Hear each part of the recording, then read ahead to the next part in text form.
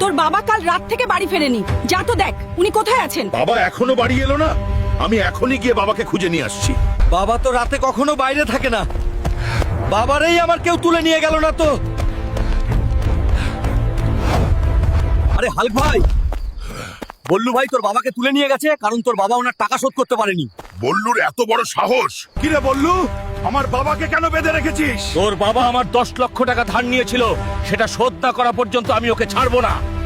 বেটা আমাকে বাঁচা, আমি তোর বোনের বিয়ের জন্য টাকা নিয়েছিলাম, তুই যে কোনো ভাবে 10 লক্ষ টাকা নিয়ে আয়। এখন আমি এত টাকা কোথায় পাবো?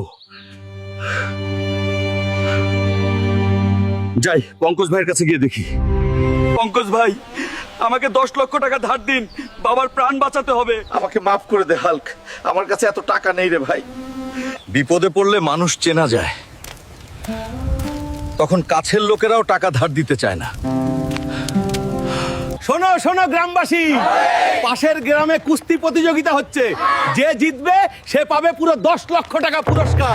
10 লক্ষ টাকা? এটাই তো সুযোগ, আমাকে এই কুস্তি জিততেই হবে।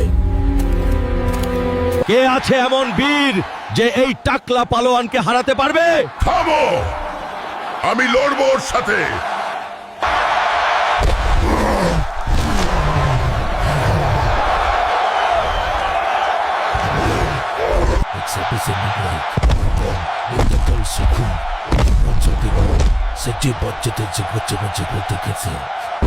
বন্ধুরা, আমাকে শক্তি যোগাতে জলদি ভিডিওটা লাইক আর সাবস্ক্রাইব করো। তোমাদের ভালোবাসা পেলেই আমি জিততে পারবো।